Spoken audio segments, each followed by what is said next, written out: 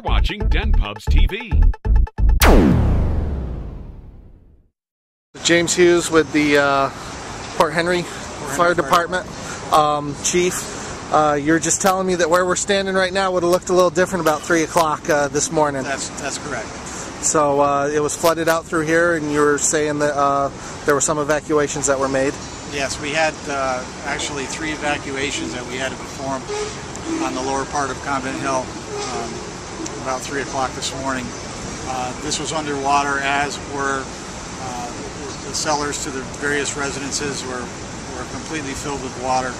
We had to rescue one lady by boat from her residence and brought her safely back to 9N. The other 2 homes, well, 3 homes, we did have National Grid remove power for safety measure. And the next biggest challenge we have is this bridge. This bridge was overrun last night with water and debris. Just continually pounded it throughout the night. With the help of Real Construction and their heavy equipment, they were kind enough to assist us this morning, remove the debris, allow the water to flow, and with the hope that the water level will recede. Right now, we're not allowing anyone to cross the bridge until we get a New York State DOT inspector here to inspect the bridge and deem it safe to cross. Now, are there other areas of concern in the village right now, or? In terms of right now, what we're running up against, we have still several. They're coming in, hit or miss. We have cellars that need to be pumped out, obviously. We also have a section of town on Whitney Street that sustained a lot of heavy debris, gravel, big stones that were washed down the roadway. Our village DPW were able to address that this morning to clean up that roadway. But as it stands right now, we remain in a state of emergency. The state of the emergency was called. I requested a state of emergency, and the mayor was able to sign off on it at about 3 o'clock this morning.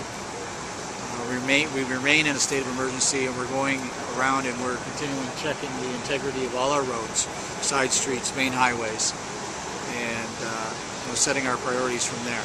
So, John Easter of Port Henry, tell me a little about your experience this morning. Well, I was in Troy this morning overnight. My wife was home because I was supposed to go to the car show in New York. Okay. And with my son and a friend of mine, we got the call a little after 3 this morning down there that it was flooding and my wife was evacuated by boat by the fire department. Wow. Which was very nice to do that. I appreciate that. It's the only way she could get out because the water come up so high. So then she called me after that and said that she was at Brian Ben's house, and within 5 or 10 minutes after receiving the phone call, we were on the road heading north to get home, and I got home here about a little after 5 o'clock this morning and picked her up just a little bit after first light and come down here and just seen what was going on. I just seen them, straight off on a TV scene is what it looked like, stuff floating around, and it's just a mess. I don't know. Can't get in the house, there's no power, no nothing.